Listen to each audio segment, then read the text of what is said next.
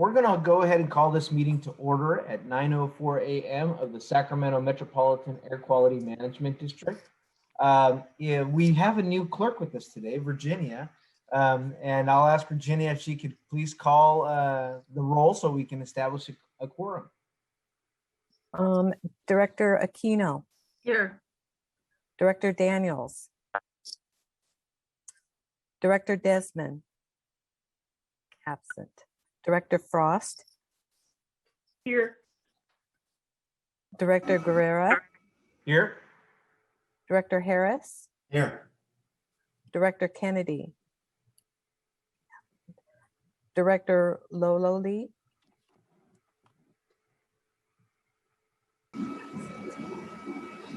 Director Natoli. Here. Director Papanow.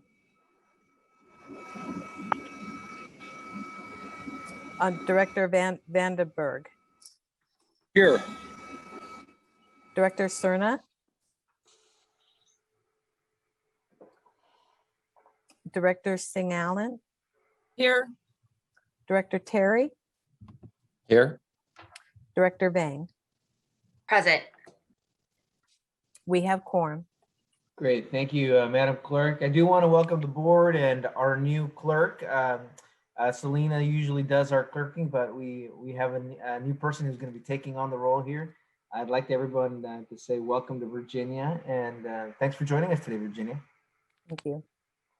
Okay, Madam Clerk, if we could, let's go ahead and all rise for the Pledge of Allegiance. I pledge allegiance to the flag of the United States of America and to the republic for which it stands, one nation, under God, indivisible, with liberty and justice for all. Okay. Thank you. Madam Clerk, if you don't mind doing the Board Clerk announcements. Okay. In compliance with directives of the state and Centers for Disease Control and Prevention, CDC, the physical location of this meeting is closed to the public, consistent with state guidelines on social distancing and California Executive Order N2920. Members of the public are encouraged to participate in the meeting by observing the meeting in real time at www.sacmetrocable.tv, Zoom video conference, and by submitting written comments electronically by email at boardclerk@airquality.org. Comments submitted in person will be delivered to the Board of Directors by staff. Public comments regarding matters under the jurisdiction of the Board of Directors will be acknowledged by the chairperson and accepted until the adjournment of the meeting, distributed to the board members and included in the record. This meeting of the Sacramento Metropolitan Air Quality Management District is cablecast live without interruption on Metro Cable 14, the local government affairs channel on Comcast, Consolidated Communications, and AT&T UVerse cable system. This meeting is being closed captioned and will be webcast at www.sacmetrocable.tv. Today's meeting will be repeated on Sunday, July 25th, 2021 at 2 p.m. on Channel 14. Great, thank you very much, Madam Clerk. Well, welcome board members. I think one of the things I'd like to start off with at every one of our meetings is looking at our air quality level today. And as reported at 8:45 a.m., on average, we're around 20 in the ozone, and in the PM, we're still in good air quality, around a little on the 38-40 side, except for Folsom. It's got a little bit higher PM there and getting into the yellow. So sparetheair.com, we encourage all our viewers to use it, particularly as the temperatures heat up, so that people are aware about their current air quality conditions. And with that, we're going to go to our first item, Madam Clerk.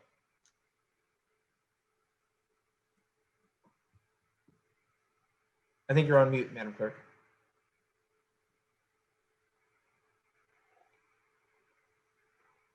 First on the item is the Air Pollution Control Officer's report. Good morning. Thank you. Good morning, board, and welcome to those of you that are joining us for the first time. I'm going to be sharing just a couple of different topics of importance for the board. If the clerk can get the slides up. Go ahead and go to the next slide, please.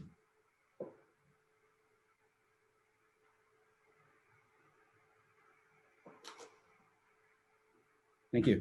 So the first point I want to share with the board is to remind you that we are a member of a very important organization, national organization, and that is NACA, the National Association of Clean Air Agencies.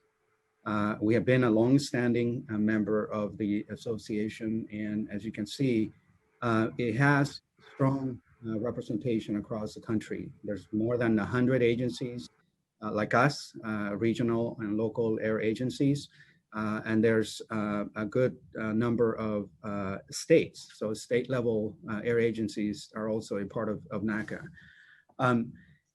The reason I want to make you aware of this is because NACA is relevant to us because it really provides us the principal conduit to what is happening in DC with the federal government, the federal agencies, primarily federal EPA, but really also, and perhaps most importantly, what happens in Congress as it relates to clean air and these days, climate change, obviously. So this is a really important organization that we support, we are a member of. And we're also fortunate because we as an agency hold a leadership position in the association. I myself, I am co-chair of its climate change committee, along with a colleague from the state of Washington.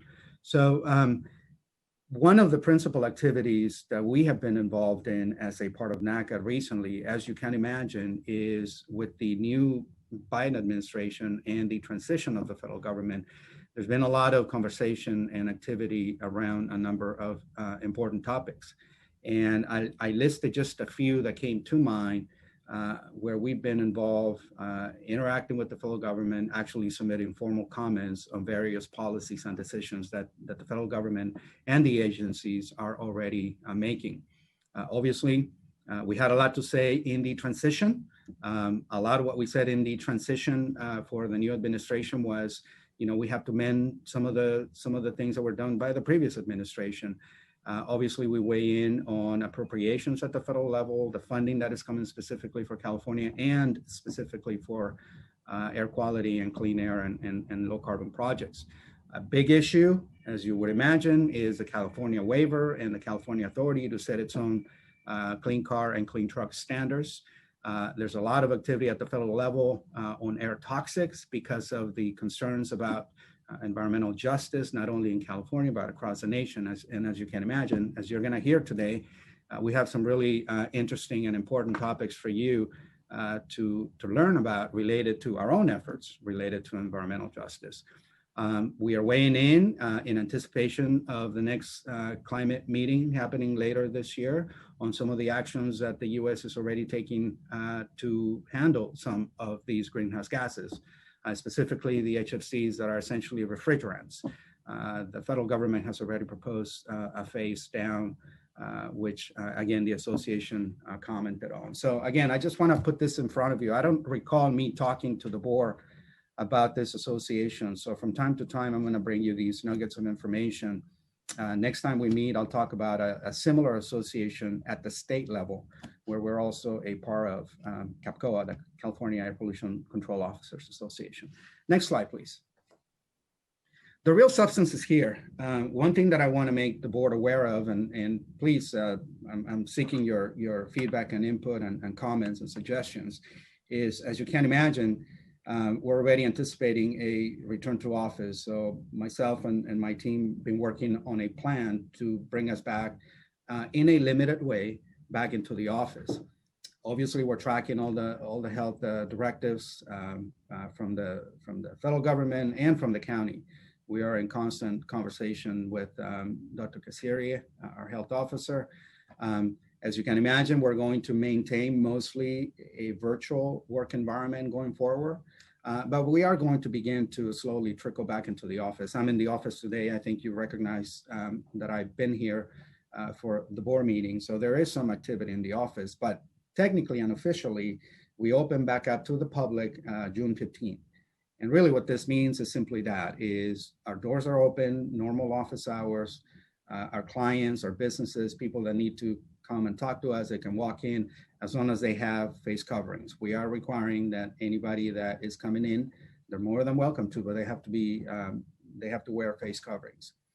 One important change, and this is really the reason I wanted to have this conversation with the board today, is I like to implement a new office hour schedule where on one day a week, most likely Fridays, we are going to be open for business, but close to the public. I'm taking a page from the playbook from other air agencies that are doing this. And the reason we want to do this is simply so that I can also let our admin office, front office staff have at least one day where they can telework.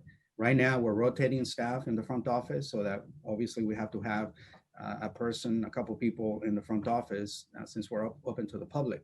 So I want to make sure that our administrative professionals also have the opportunity to telework. And I think if we close one day a week, again, we're still open for business. We're just not going to have anybody in the front office.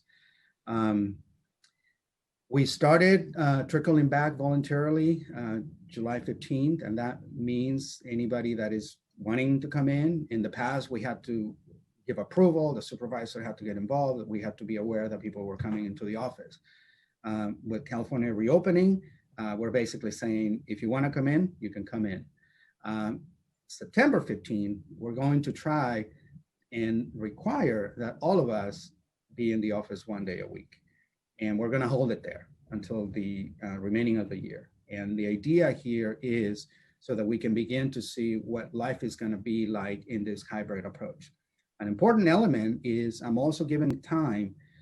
SACOG conducted an employee telework survey in the region, and there was a handful of businesses, private and public, that participated in that program. We were one of them. So we want to give SACOG time to digest the information so that we can get some recommendations that are based on the evidence, on the survey that we as an employer and about a dozen other employers in the region participated in.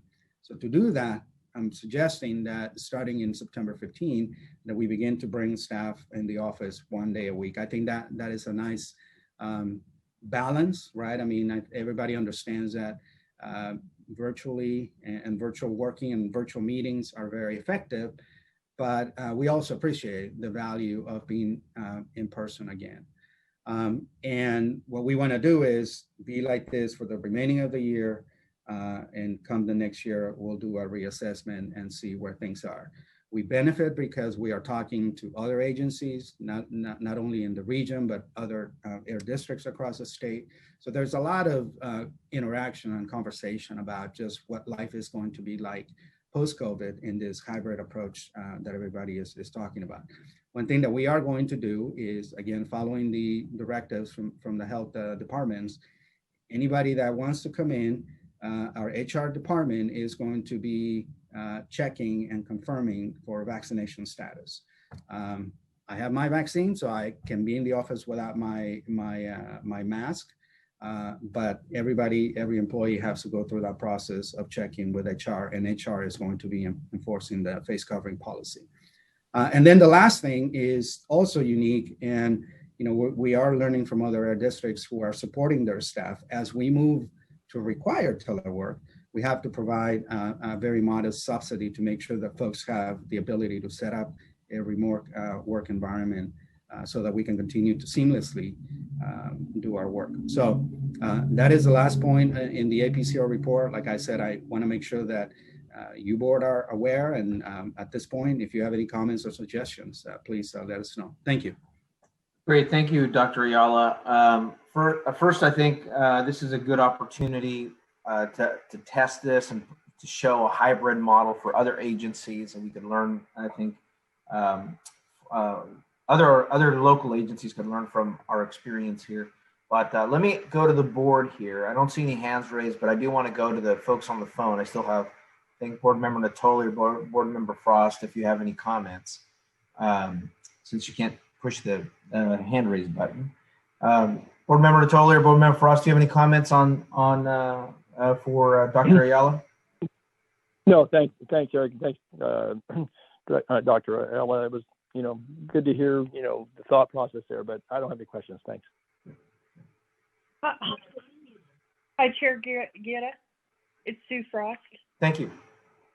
Yeah, I just had I wasn't sure I understood the subsidy that Dr. Ayala was talking about on the teleworkers. Is that for equipment at home or something? I wasn't sure I understood that. Yes, Dr. Ayala. Sorry. Director Frost, yes, it's essentially a modest subsidy. We are landing along the lines of maybe $25, $30 a month per employee to support equipment needs. It's not prescribed. So it's basically, like you said, it could be computer equipment. It could be, better internet service. It could be a better chair, that sort of thing. So that's really the intent of it. The fact that it's an employer, because we're going to require teleworking, we're obligated to support that remote office. Okay, great. Thank you for clarifying. Great, thank you, Dr. Ayala. And until now, many folks can still access all the services online. They don't have to come in through the front door, but coming in Monday through Thursday gives an option for people to be able to do that in-person submission for the public. Is that correct, Dr. Ayala? It is correct, and obviously we're going to maintain a very strong presence online. So all of our services are going to continue to be available. But anecdotally, and the clerks can give you the details, as you can imagine, we do have people that have come in and say, I want to be there in person. They call in and say, I don't want to go to your website. I don't want to call anybody. I want to come in and talk to somebody. So we're trying to achieve a balance where we can serve in the best possible way that works for our client. Great. Well, thank you, Dr. Ayala. I think having the one day off to be able to give an opportunity for the administrative staff is a good thing. Let's see how this. I'd like to get a report back in a couple months and see how this is working out. I'm making sure also knowing how our employees are feeling about this. Maybe doing a survey with the employees and finding out how they're responding to it and how we can improve it. That'd be helpful. If there are no other questions. Oh, yes, go ahead, Board Member Frost. Yes, I'm sorry. I had one more question regarding the human resources part of this reopening the office, and regarding the verification of the vaccine. And so we know we went through this at the county. You can ask their vaccine status, but you cannot require them to give it by law. So are you saying that if they want to come back to the office, they have to give it, but you're not requiring it? You can't require it, is my understanding. That is correct. Somebody can choose not to give it. And in that case, the implication is going to be that they're just going to have to wear face coverings in the office. But I have our Administrative Services Director, Jamil Moon, here. Jamil, do you want to address the question from Director Frost? Sure. Thank you, Director Frost. Yes, thank you for the question. Yes, that's actually accurate. That's exactly how we're handling it. We have let everybody know that if they want to provide documentation of their vaccination status, they can simply take a picture of their card or take a something from their doctor's website with the information and send it to HR. We maintain it in a confidential file there. And from that perspective, we have a practice where the on-site manager for the day would be aware of those individuals who have not submitted it. So from that extent, to reassure other employees that we are following up and ensuring that people who are unvaccinated are wearing masks, because we do have that concern. That's a large concern amongst folks coming back to the office. So we've set a practice in place to make it very easy for people to submit if they so choose. And if they do, we have that on record, and then they're free to be in the office without face coverings. If they have chosen not to submit that, then that's fine. We have no problem with that. And we will just ensure and monitor that they are wearing face coverings. So that's the practice we have put in place. And they can also have the option of working from home. Yes, for now, that's true. At this time, we have 100% telework as an option, except for essential workers. As Alberto was mentioning, we have front office staff, some IT staff. We always have an on-site manager that is scheduled right now. Come September 15th, when 1 day a week is required for staff to be in office, at that point in time, if they have not disclosed, if they have not provided that documentation, because that's not to say that they aren't vaccinated, we can't make that assumption. But if they have chosen not to submit that documentation, then when they come in that 1 day a week, they will be required to wear face coverings. And I'd like to just clarify, Board Member Frost, it's not at all clear that we could not require the vaccine. We're not doing it at this point, but you said a couple times that we're not able to do that. That's not clear at this point. It's a real gray area and evolving area. It's very clear. I don't think you cannot require the vaccine, and that concept is not on the table. But that's not the conversation here. I think what I'm concerned about is our employees' privacy and their ability to be treated equally in the workplace. Yes, and thank you for that concern. And I believe our protocol is achieving that. Well, thank you, Board Member Frost. Thank you, staff, for this. And again, what I'd like to get is a report back in a couple months and see how this is moving forward, and also the response from from our employees in a couple months. Board Member Vandenberg, yes, I see you raising your physical hand. Yeah, I don't see a hand raised on my screen, so I just raised my physical hand. I'm curious, what's the official logic behind requiring a mask if all the other employees are vaccinated and safe from the virus? And have they considered any stigmatism of people requiring the mask and then people know that they're not vaccinated, and how that separates the employees into two groups, basically? Yes, we have. Thank you for the question, Director Vandenberg. We have taken that into serious consideration and had all those discussions. Cal OSHA is the guiding legal guidance that, I guess I'm saying guidance twice, but anyways, it's the guiding law that we're following. And Cal OSHA now says that it is required in the workplace for unvaccinated individuals to wear face coverings. So we do not see it as discretionary at this point. And we also encourage and communicate to employees that just because you're wearing a face covering doesn't mean that you're unvaccinated. There's a lot of individuals who are vaccinated who I'm sure will also choose to wear face coverings when they come to the office. And we're also communicating that just because they are wearing a face covering doesn't mean that they aren't vaccinated. They may just have chosen from their privacy perspective to not provide that documentation to us. So we're trying to level that playing field and ensure people that, you know, there is no judgment. You can't make a judgment whether somebody's wearing a mask or not, because you really don't know the status of that individual. And we encourage people to wear face coverings. Is that what they choose? And to ensure that there is no disparity. We will not be treating anybody differently. And we've reiterated to employees that they are not to ask other employees about their vaccination status. If I individually choose to disclose and share with like Alberto chose to share that he's vaccinated, that's his prerogative. But we have made it very clear that employees are not to ask other employees about their status, about any health status, of course, and a COVID vaccine falls right into that category. So hopefully that will help mitigate the concern you've expressed.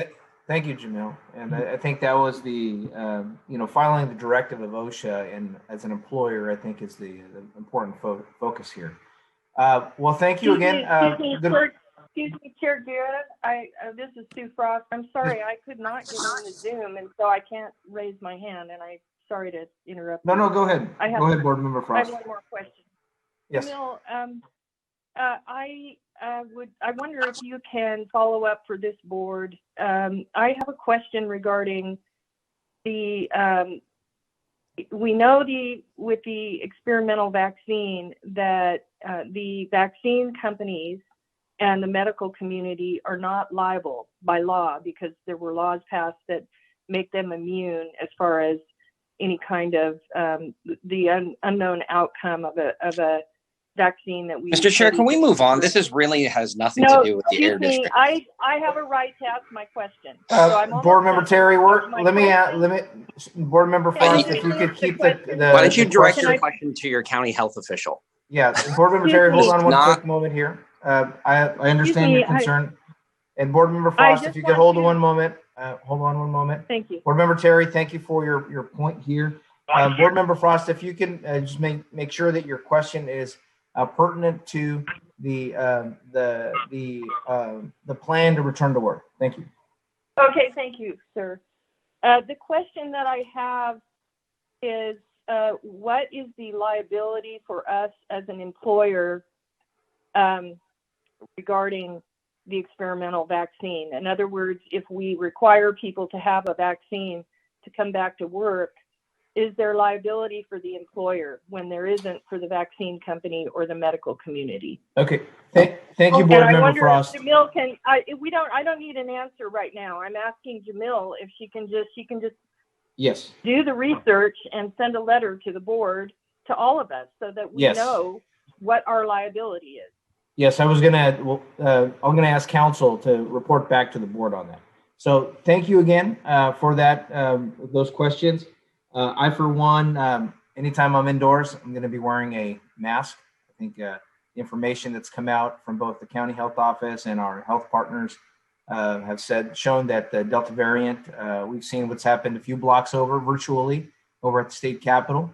Even those who have been wearing masks or who have had the vaccine have been exposed. So thank you again, Dr. Ayala, for putting this comprehensive plan together. I think that's enough feedback for you. Great, thank you. Okay, Madam Clerk, let's go ahead and move on to our next item. Yes, we are on to the consent calendar. Item 1 is May 27th, 2021 Board of Directors meeting minutes. Item 2 is the agreement with the County of Sacramento for administrative services. And item 3 is the quarterly contracts report from April 2021 through June 2021. Great, thank you. Is there any comments from the public on these items, Madam Clerk? No comments. Okay, great. Move the calendar, Terry. Been moved by Board Member Terry. Is there a second from the board? Second. Then seconded by Board Member Harris. Let me bring back to the board here. Any questions from the board? Seeing none, Madam Clerk, could you please call the roll? Yes. Director Aquino. Yes. Director Daniels.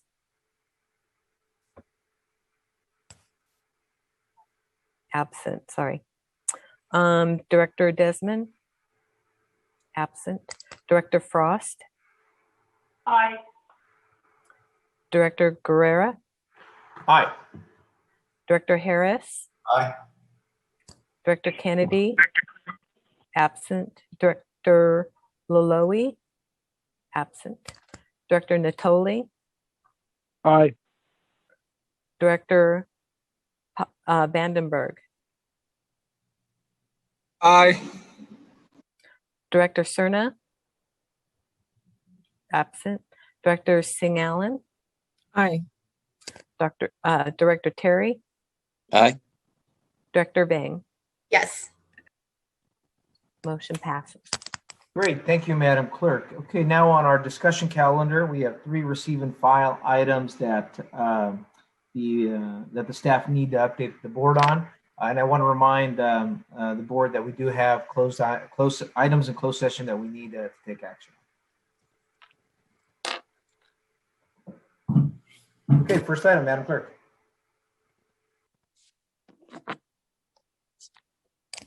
Our first item 4 is agricultural burn program, and Angela Thompson is online to give a presentation, and I will just get the presentation going here. Good morning, Chair Guerra and members of the board. Hopefully you can hear me okay.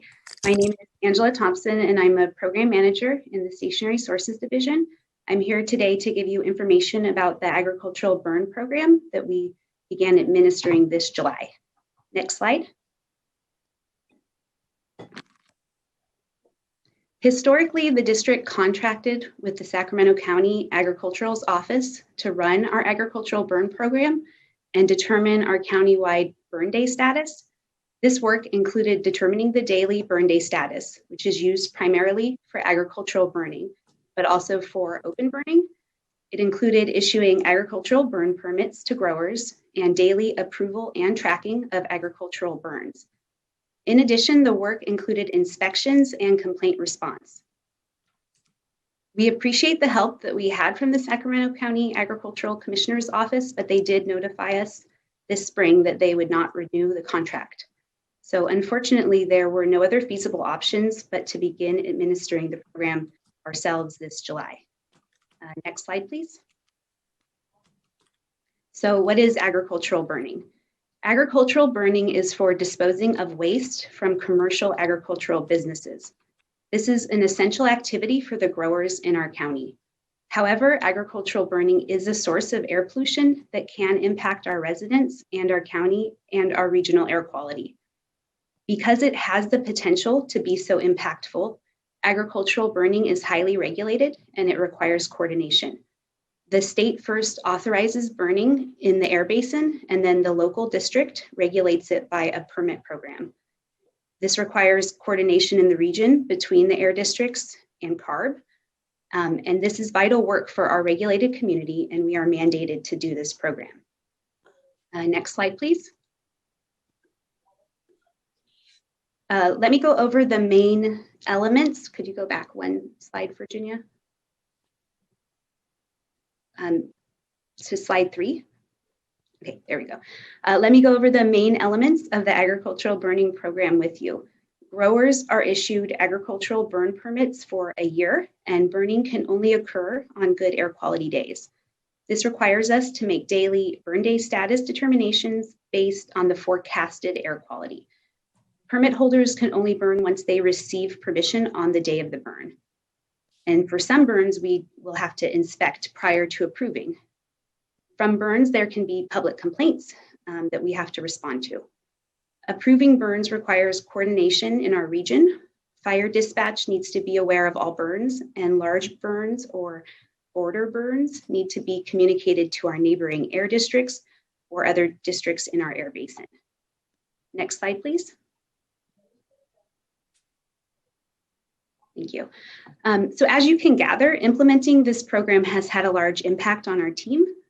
The work is difficult and it involves meteorological assessments, coordination and hazard monitoring like red flag warnings, and being aware of other burns in the region, such as prescribed burns. This program also requires daily and weekend work for the entire year. This has been a major impact for our staff as we historically have not worked weekends on a regular basis.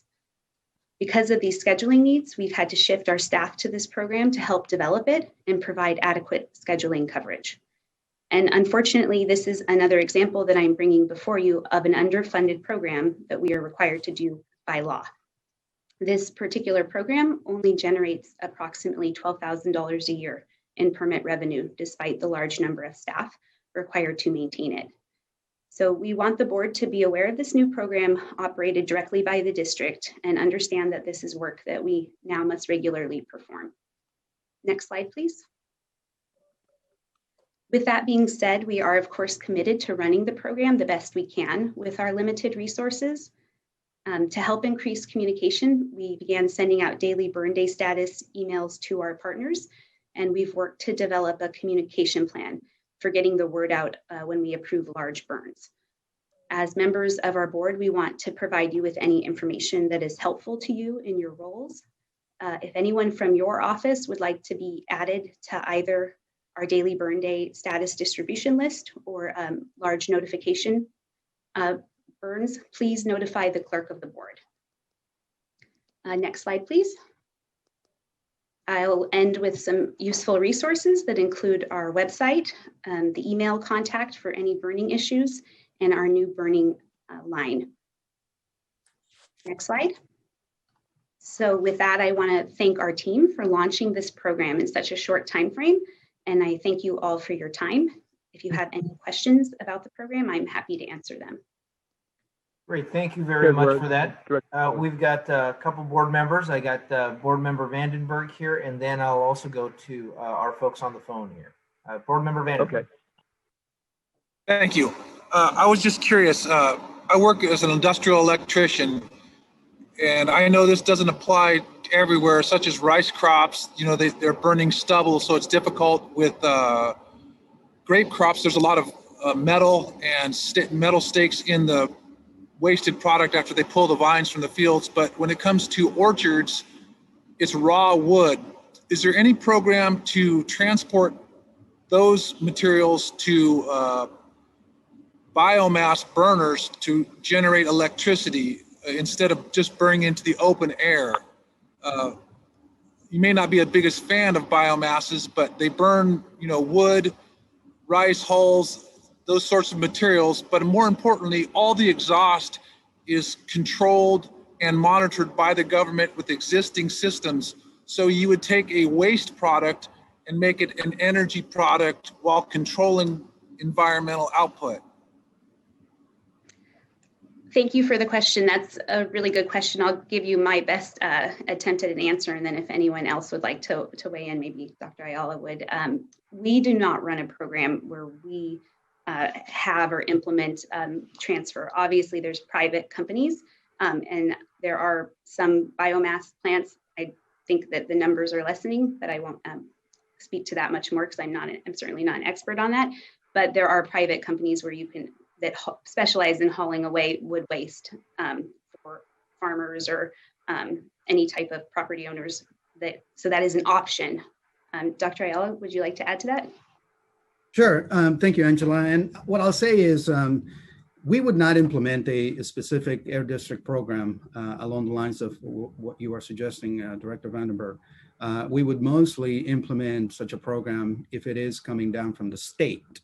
But I can tell you that obviously residue, organic residue is a big issue. It's a big topic at the state.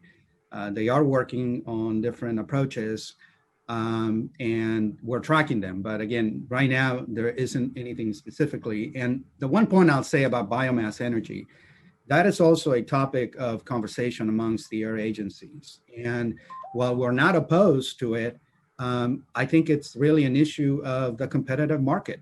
You know, our smart friends and others that work in the electricity utility business tell us that the big thing about biomass energy is that it's just more costly than renewable energy these days. So, you know, these are complex topics. And as Angela said, you know, we're sort of getting outside of our lane here. But if you want more information specifically on your question, we can research it and bring it back to you. Thank you, Dr. Ayala. If we could get that information to Board Member Vandenberg, that would be, and also I believe in past Cap to Caps, biomass has been a topic of conversation. So if we could also get that information to Board Member Vandenberg about the national efforts and discussions on it. Other questions from the board on this item? Members on the phone. Mr. Chair? Yeah. Yes. Director Natoli? Go ahead, Board Member Natoli. Yes, thanks. Thank you, Angela, for presentation. And I was aware of the transition. I know I talked to the Agricultural Commissioner, Chris Flores, had talked to me about the, you know, the handoff. And certainly I know that there was a good deal of work just from my exchange with her in transitioning the program. And as you aptly covered in your report, obviously it's a, you know, a workload that, you know, is every day, you know, certainly dependent upon, you know, the activity, but nonetheless making the calculation. So it's a year-round program. I wanted to say one thing. I think it's, you know, it was embodied in your report, but obviously the program is very important to farmers, growers, and ranchers in the county, and certainly agriculture has a strong presence in our economy and in employment, and certainly in providing food and fiber for for all of us, and and exports that go throughout the country and in the world in some cases. So I guess what I wanted to ask though was that the point wasn't lost about how the costs are far exceed what is in the permit revenue. And I know there was a very modest adjustment, I think, in the permit this year, but what are your thoughts about that? Because again, I think that's one of the things that the relationship between the agriculture commissioners, I trust, between the air quality district was a good one, but it means people being out early, sometimes being during the spring and early fall hours, being out 4 a.m., 5 a.m. and sometimes for the inspections, and obviously being able to field calls. So what's the thoughts? And maybe that's for Alberto as well, but again, I didn't see anything that people were looking at raising fees or anything of that notion, and that was good. But again, I want to ask the question because I know that if there's any consideration of that gets to be pretty touchy with a small segment of folks, but yet ones who are very dependent upon this program to be a part of their their ongoing farming practices. Thank you, Director Natoli. That's a very good and thoughtful question, and I'll give my attempted response, and if anyone else would like to weigh in. We didn't raise the fees technically this year. We caught a pass-through fee that goes through to the BCC. So it was just a few bucks. I know. I saw it was $5. Yeah, $5. Yeah. So we recouped that because it didn't require a change in our fee rule. The problem, I don't know if that's the right word, but the issue is that there are not that many permit holders. And so to raise the fees to ever get anywhere near cost recovery is infeasible, because it would be thousands of dollars for an agricultural burn permit. So with only 100 to 200 permit holders. So it seems like there needs to be another funding stream identified to make this ever not such a negative draw on the district's resources. Okay. Well, and I appreciate the response, Angela. And I just want to say that, if it means legislatively, I think certainly working with partners, those that have interest, obviously your farm bureaus and other associations of growers, vineyards and orchards organizations. I think that, we can't be the only county, and I know from my work with the Basic Control Council and our staff that, up and down certainly the North Valley, in Sacramento Valley, but certainly throughout San Joaquin, I got to imagine that this is, something that, the air districts, have to bear the cost in many cases. It sounds like that's typically who does the inspections and all the calculations and follow up. So if there's legislatively something we're going to be proactive on, I certainly would, volunteer to assist any way I could, because I think it's critical to, agriculture and, sustainable practices, but ones where, the practicalities in some cases to not be able to burn would be a very big burden. But I think, as you said, trying to, spread the cost of the permits to the small number of growers who hold permits, that's not too practical either. So again, I just want to indicate that I'm prepared to, help the district and any work along the lines to try to seek additional funding to support the program. Great. Thank you, Board Member Natoli. And I think this adds to our previous conversations about looking at our overall funding streams and figuring out how we look at other sources, whether it's future ballot measures, per capita fees, making sure we're right-sizing the permits. Of course, in this one, like you said, it'd be very significant for our agricultural partners if they bear for all the costs. So I think those are to be continued. Thank you. Any other questions? Go ahead. Go ahead. I just have one other comment.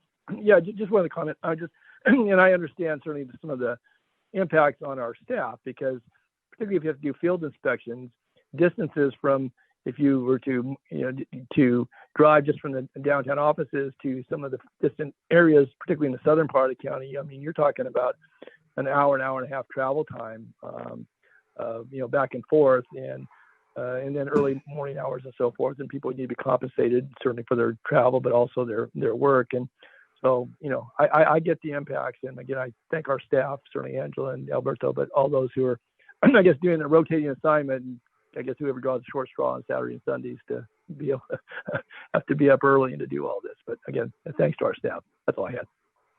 Great. Thank you, Board Member Natal. I appreciate those comments, and I concur. Good. I'm seeing no other questions from the board. Let's go ahead, and this is a receive and file. Appreciate those comments. Madam Clerk, if we can go to the next item here. Item 5 is new environmental justice centered policy for supplemental environmental projects. And Amy Roberts is on the line to give a presentation, and it'll take me just a moment to get that presentation up.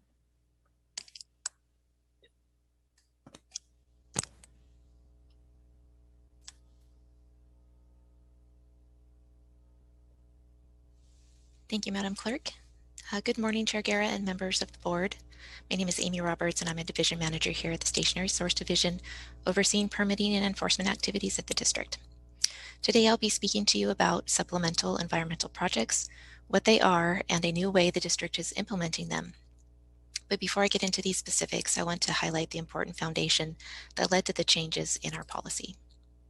So many of you will remember in 2017, Assembly Bill 617 was passed that pushed air districts statewide to focus on local communities and the increased air pollution burdens that impact them. Since then, the district has engaged in those efforts, specifically with the air monitoring project within our AB 617 designated community. That's in our South Sacramento, Florida community. We've also distributed money through incentive programs specifically targeted there and in other underserved communities. Through these experiences and our work with community members and activists, we have learned a lot. We fully understand that social and health inequities continue to persist for many of our residents. And as the local air quality agency, we serve a key public health role, and our programs can be instrumental pieces to help improve health outcomes in our region. We've also learned that it will take collective effort from many government, public, and private entities, all embracing that shared vision of improving air quality of life for our communities that benefit from them most. I'm sorry, Virginia, if you could go to the next slide, please. And the district is fully committed to develop and implement programs that meet this goal.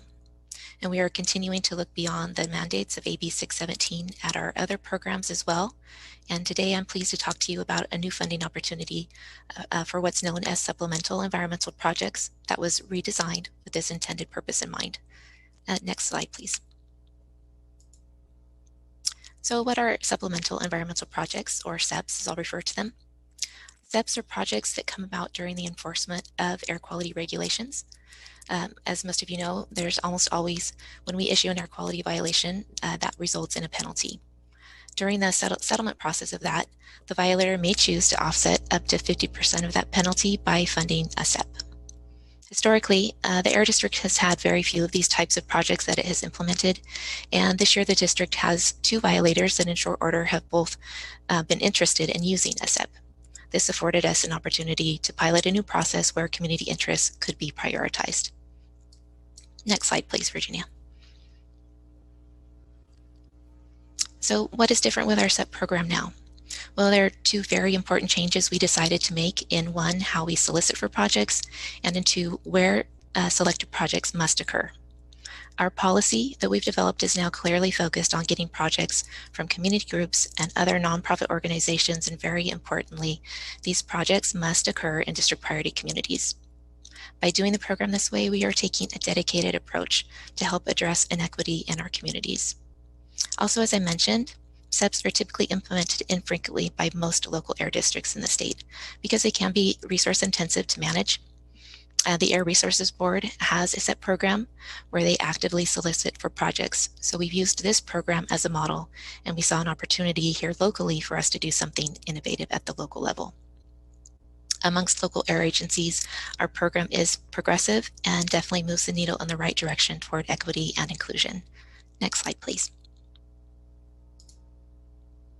So let me briefly review the details of this funding opportunity for you. We currently have an open solicitation for project proposals with available funding totaling approximately $140,000. Groups that can apply include nonprofits, community and tribal organizations, public agencies, and educational institutions. For projects to be approved to be part of the SEP list, projects must meet certain project categories that include air quality, climate change, and public health. Projects must also be in district priority communities or in our AB 617 designated community. Priority communities are those that have a sensitivity of medium to high on the SMUD Sustainable Communities Resource Map. There is still time to submit projects, and the July 30th deadline will be extended as necessary to make sure there is adequate time to collect projects. And I'm inviting all of you to participate and get the word out to your constituents and organizations that may be interested. You may have seen a couple of emails from us. We sent you one about a month ago and this past week. This also included an outreach toolkit that you can use to make it easier. Anything that you can do to spread the word we know is very helpful. We're very grateful to see, Chair Guerra, that you had sent some social media on this item. So thank you very much for that. And thanks to everybody else for any efforts you can do on our behalf. Next slide, please. Lastly, our SET program and the changes we've made to it are really important because it is an example of how the district is moving forward and focusing our efforts on and infusing environmental justice ideals into our programs to make sure that there is fair and equitable access to government programs and funds and that inequities are addressed. Our district vision is clean air and a low carbon future for all, and steps like these are part of how we make that vision a reality for Sacramento. Lastly, I'd also like to take a moment to thank the dedicated staff that helped to put this program together in such a quick and thorough manner. So thank you, a big thank you to them. With that, I'd be happy to answer any of your questions, and thank you for your time. Oh, great, thank you very much. And yeah, if you could send that toolkit to the board, I think it's not easy to cut and paste and put on your social media. This is $140,000 that's available for nonprofit and community organizations and board members, districts throughout the county for this effort here. Any questions from the board? I don't see any hands raised, but let me go over to the members on the phone. Seeing no questions here. Thank you again. I think the important thing is let's get the word out and put this money into good use. Madam Clerk, do we have any members from the public who wish to speak on this item? No. Great. We'll go ahead and move on to our last item here. Another great opportunity to get resources out to the community. Madam Clerk. Item 6 is electric lawn mower pilot program, and Rafe Porter is on the line to give the presentation. And let me get it up. Good morning, Chair Gann and members of the board. Rafe Porter, I'm Program Manager in the Transportation and Climate Change Division here at the SacMetro Air District. This is an information-only item, and it's to discuss the upcoming electric lawnmower program we'll be piloting with SMUD. I am joined this morning by Ravi Patel from SMUD, who is here to answer any questions. So before I dive into the presentation, I'd like to let Ravi introduce himself. Ravi, if you're able to unmute.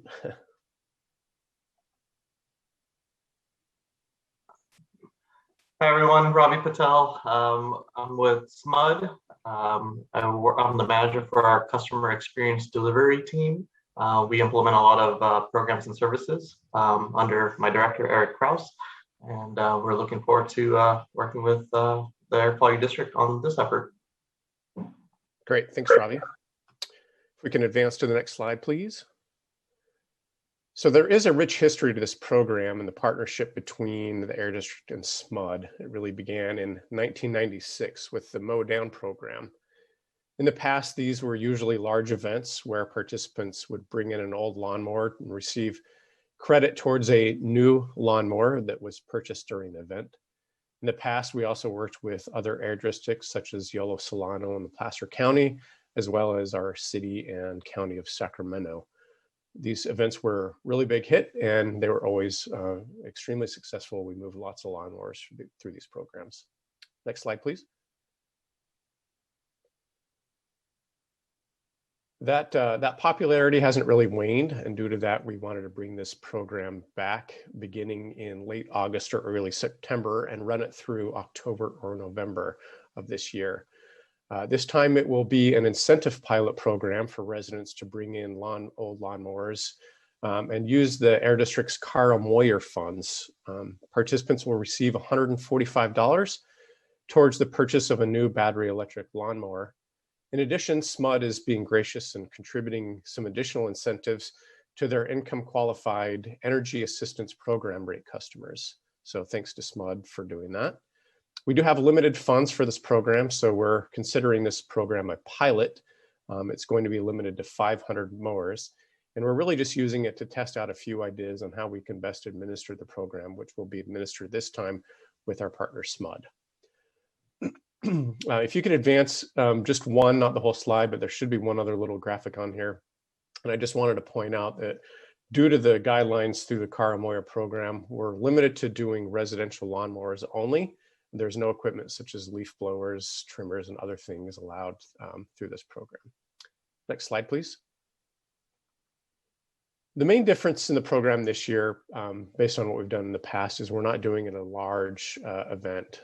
Instead, SMUD has contracted with a single retailer and a single on-site recycler for this program. Participants will bring in an older gas-powered lawnmower to that retailer and receive $145 towards the purchase of a new battery electric mower.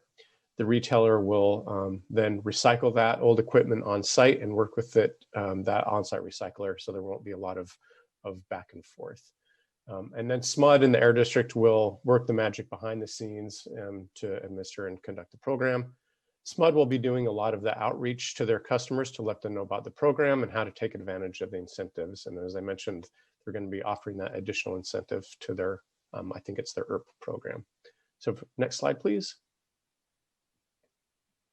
Aside from just being an extremely popular program, there actually are some community benefits to this. The Air District has worked closely with the cities of Sacramento and West Sacramento and many of our partners on the Mayor's Climate Commission, where lawn and garden equipment was one of the measures that came out that the commission recommended from that work. This program also helps SMUD reach its zero carbon plan goals, so we're happy to help out there. And it also comes ahead of ARB's small off-road engine or SOAR regulations, where we could look for additional flexibility in the lawn and garden program. And lastly, this is part of a larger lawn and garden program that ARB conducts that includes the community air protection funds that can be used on commercial equipment for those that contract with K-8 schools. And just in case there were any doubts about the use of this equipment and if it would actually work, the Southgate Parks and Recreation Department in Elk Grove recently conducted a demonstration of zero emission lawn and garden equipment from a lot of different manufacturers throughout the country. They did this work with the American Green Zone Alliance and ARB. We did have some staff that attended this demonstration and they were happy to report, and this is a quote, this isn't my joke, that the event was very clean and quiet. So that's the end of the presentation, and Ravi and I can take any questions you might have at this time. Thank you. Great, thank you. I will say that I've got an electric lawnmower, and my neighbors were surprised at how quiet it is. So first, let me see. Are there any members from the public wishing to speak, Madam Clerk? No. Great, thank you. This is a receive and file, and I see I have Board Member Harris here, who has led the effort on leaf blowers. Board Member Harris. Yeah, thank you, Chair Guerra. First, Rafe and Robbie, thank you for this program. I think you know, because it's been so successful over the years, that there's definitely consumer appetite for this. You know, I appreciate getting mowers electrified. Most of them are 4-stroke engines rather than 2-stroke. So there are definitely air quality benefits and certainly sound benefits for our constituents. You can sign me up immediately because I need to get an electric mower. So I hope to be one of those 500, but the fact of the matter is 2-stroke engines are much more noxious and create a lot more health risks and are more detrimental to our air quality. I feel strongly that this board should push to allocate more resources towards this kind of program for leaf blowers. You know, if we could get this fleet of 2-stroke leaf blowers, all electric, in our city and county, we would be way ahead of the game. So I hope that my colleagues share that concern. I'd also like to thank the Mow Better group. They've been pushing for this for a long time, as well as the leaf blower issue. There are a bunch of very concerned constituents who are, you know, using their power of speech to affect change, and I really appreciate their efforts. So thank you all. Great, thank you very much. Board members on the phone. Chair Gary, I would just share, this is Board Member Terry. My lawnmower, leaf blower, hedge trimmers, they're all electric and have been, they recorded forever and now they're all battery powered. So the technology is there and it's very user friendly, so long as, you know, unless you're running a landscape business where you're cutting, you know, 20 lawns a day, for the average homeowner, these products are very user friendly. Thank you, Board Member Terry. I would concur. When I switched over to a battery-powered hedger, it was much lighter, much easier to be on a ladder. You know, again, just for a home use, great opportunity. The only recommendation, this is a pilot program, and since I see no other board members to speak. Excuse me, Chair Carrera, we do have a public comment by Elise. Oh, good. Let's go to public comment, then we'll close the section. Oh, thank you. I didn't know I was going to get to speak, but I just sent in a comment by email and wanted to reiterate what Councilmember Harris just said, that this is such a great idea, and I am so pleased to see this incentive program being piloted, and just want to echo a recommendation and request that we augment these efforts to include leaf blowers, which really have also, you know, particulate pollution and is in addition to ozone forming pollution, and do what we can to do some robust outreach to commercial landscaping companies on this issue. You know, I live in Rosemont, I've lived in downtown Sacramento, and I've lived in Carmichael, and you can hear those blowers everywhere, but really we need to think about those workers and how we keep them employed, how we keep them doing what they do best, which is making our communities really beautiful and well maintained, but they can do that with electric equipment. So I'd love to see efforts and funding for that. Thank you. Great, thank you very much for those public comments. The only comment, again, I agree that, you know, I think this is a great program, very popular. But if anything serves me well as growing up, you know, particularly low-income family, we'd go to garage sales looking for old lawn mowers or looking for, you know, leaf blowers or hedgers. And so what I'd like to make sure is that, you know, that this doesn't just become, you know, a program for those who might have already started to go in that direction and they basically get a discount. I'd like us to make sure that we're doing an extensive outreach into lower income communities who could benefit from exchanging their old lawnmower that they picked up at a garage sale and being able to take advantage of this. And however SMUD and their district want to achieve that, I think that's an important piece. I also feel like there are two programs that could come out of this. One, there's a commercial side, and then one for the residential side. Many of our landscape businesses are family-owned, small businesses, and I think there's a way for us to help those, you know, family-owned small landscape businesses transition. We should look at that commercial side business as a way to, like we do with many other programs, to look at that from an economic development standpoint and see how do we help those businesses transition into something cleaner and also beneficial, along with making sure that we're following our AB 816. Oh my God, 816. I forgot the number now. Community outreach efforts on the residential side. So with that, I think it's great. You know, I like the Mo Better group, and so thank you everyone for your comments. If there are no other comments, I'm going to go back to the board here. If there are no other comments, Rafe, thank you. This is a great program, and looking forward to working on some outreach on this program. You're welcome. I do see a hand up from Dr. Ayala if you wanted to comment. Oh, Dr. Ayala, sorry. Thank you, Rafe. I just wanted to mention to the board, because you guys touched on the commercial sector a couple of times, and I want to share good news. Our friends at the Shasta County Air Quality Management District are doing a similar pilot as we are, except it's for commercial application. So they are going to be exploring technology where if you're in the landscaping business, they tell me that there is technology where you can wear essentially a backpack with extra batteries, so you have the long, the range and the long hours that are required for multiple equipment. So Obviously, ourselves and every other district are supporting our Shasta County AQMD friends, and we're going to be tracking it very closely. And that's really what is great about the collaboration that is going on right now on zero emission technology and battery technology, that everybody's interested in these solutions. And to the extent that they can figure out how to implement a commercial program, you can rest assured we're going to be looking at that very closely and bringing it back to this board. Great. Thank you, Dr. Ayala.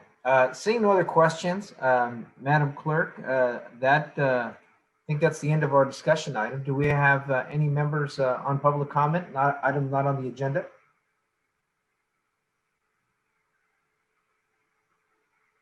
No, we do not. Thank you. Board member ideas, comments, and ED 1, 2, 3, 4 reports. Seeing none, thank you very much, everyone. That concludes the balance of our agenda, but we still have closed session. So, Madam Clerk, I believe we're going to go into closed session here. We're gonna be using the breakout rooms. The breakout rooms. So, board members, you're going to see the blue button there, and if we could track the folks on the phone to help them so that we don't lose them. But once you get the breakout room, Madam Clerk, if we could go into closed session here at 10:10, and we'll transition everyone into closed session. Director Aquino, is that you with the phone number ending in 5380? 8 a.m. from closed session. Council, Kathy, do we have one item to report out? Yes, on the closed session item litigation, the board authorized settlement terms. Great, thank you. And with that matter, we will we'll stand adjourned at 10:28 a.m. Okay. Thanks, everybody. You guys have a good one. Virginia, thanks. Great first meeting. Appreciate it. Thank you.